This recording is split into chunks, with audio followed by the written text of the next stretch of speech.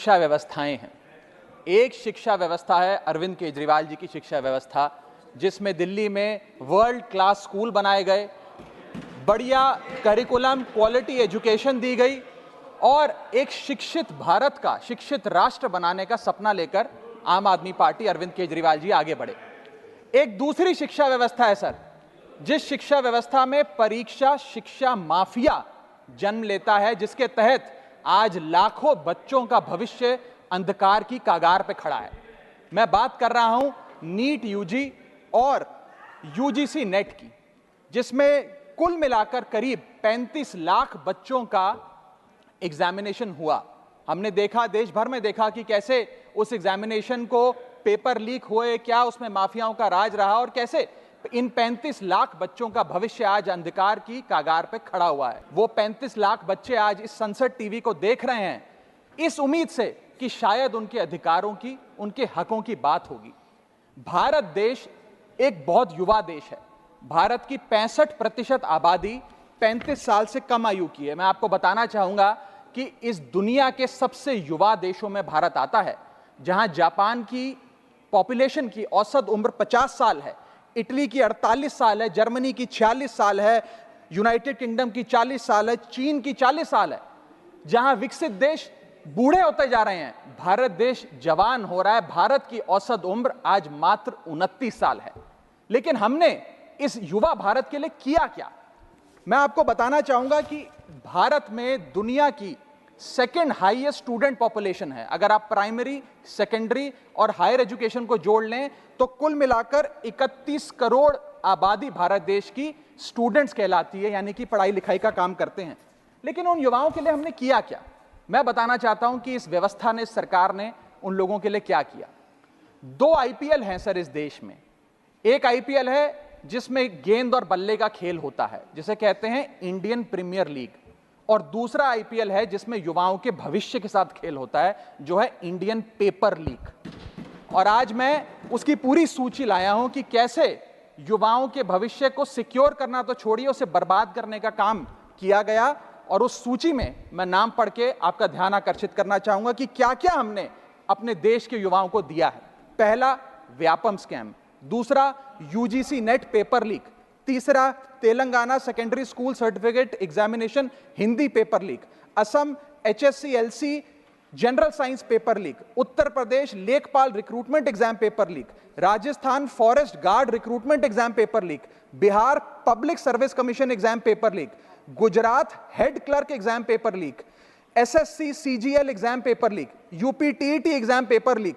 Rajasthan university paper leak. UP PSC paper leak. Maharashtra HSC exam chemistry paper leak. UP police constable qualifying exam paper leak. REET यानी कि Rajasthan eligibility examination for teachers paper leak.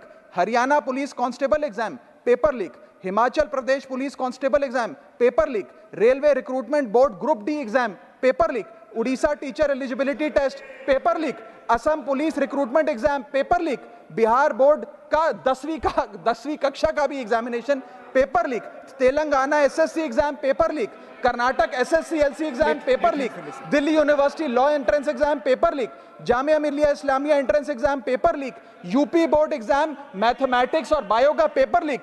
Rajasthan teacher recruitment exam paper leak. और इस साल का NEET का 2024 का paper leak. माननीय राघव चड्ढा जी, ये ऑथेंटिकेट करके आप यहाँ मैं दूंगा सर, सारे रिपोर्ट दूंगा। थैंक यू सर, आज हम अपने देश के युवाओं को एक अच्छी शिक्षा व्यवस्था नहीं दे पाए, नौकरियां नहीं दे पाए, बेरोजगारी चरम पर है, ऑर्गेनाइज सेक्टर की बेरोजगारी चरम पर है और अनऑर्गेनाइज सेक्टर की तो आंकड़ों की क्या बात करी जाए। सर मैं इन स्टूडेंट्स की पीड़ा इसलिए भी समझता हूं क्योंकि मैं खुद स्टूडेंट रहा हूं। इस देश की सबसे one of the most competitive examination chartered accountancy को क्लियर कर यहां पहुंचा हूं। सर, मुझे पता है कि क्या पीड़ा होती है जब सालों की आपकी मेहनत पर पानी फिर जाए क्योंकि एक एग्जामिनेशन, एक पेपर लीक हो जाता है। तब सिर्फ दिल नहीं टूटता, विद्यार्थी, एक इंसान पूरा टूट जाता है, उसका मनोबल टूट जाता है। आज उस मनोबल को हमें सबको मिलकर एड्रेस करने की आवश्यकता है। और आज मैं उन युवाओं की ओर से, नीट से संबंधित उन 35 लाख स्टूडेंट्स की ओर से सरकार से 5 सवाल पूछना चाहूंगा। और वो पूछने से पहले ये बताना चाहूंगा कि NTA जो जिसे नेशनल टेस्टिंग एजेंसी का नाम देके जिसका गठन किया गया था कि वो युवाओं के भविष्य के लिए कुछ कारगर कदम उठाएगी, एक ट्रांसपेरेंसी से एग्जामिनेशन कराएगी, उस एनटीए का फुल फॉर्म आज नो ट्रस्ट एनीमोर हो गया है। कोई भी विद्यार्थी आज इस एनटीए पे विश्वास नहीं कर रहा। और मैं विद्यार्थियों की ओर से ये 5 सवाल सरकार से पूछना चाहूंगा, नीट से संबंधित सटीक सवाल। पहला सवाल, नीट का पेपर जिसमें मात्र 1-2 बहुत हुआ तो 3-4 स्टूडेंट्स की रैंक 1 आती है, जैसे कि 2023 में मात्र 2 लोगों की रैंक 1 आई, 22 में मात्र 4 लोगों की आई, 2021 में मात्र 3 लोगों की आई। जब इतने कम स्टूडेंट्स की रैंक 1 आती है, तो इस साल 2024 के नीट के पेपर में कैसे 67 बच्चों की रैंक 1 आ गई, जबकि फैकल्टी और टीचर्स ये मानते हैं कि बहुत मुश्किल पेपर था। सर मेरी पार्टी का समय बचा हुआ है सर, प्लीज मेरे को 2-3 मिनट दे दीजिए। नहीं सर, 4 मिनट 5 मिनट भी नहीं हुए सर, वक्त दे दीजिए please. Conclude with in sir 1 minute conclude, otherwise I move. Sir वक्त ऐसे मत दीजिए कि भीख लगे सर, वक्त ऐसे मत दीजिए कि ठीक लगे, बाकी जो आपको ठीक लगे। सर मेरा दूसरा सवाल, कैसे मैथमेटिकली इम्पॉसिबल नंबर स्टूडेंट्स के आते हैं? इस एग्जाम में या तो 720 नंबर आएंगे जिसके सारे जवाब सही हैं, और अगर एक भी गलत हो गया तो आप 715 नंबरों पे आ जाएंगे।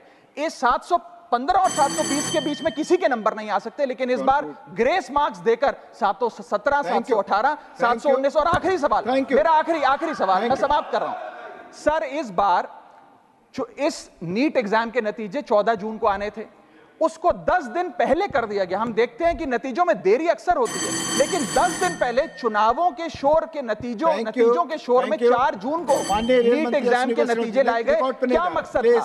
क्या माननीय सांसद, धन्यवाद सभापति महोदय।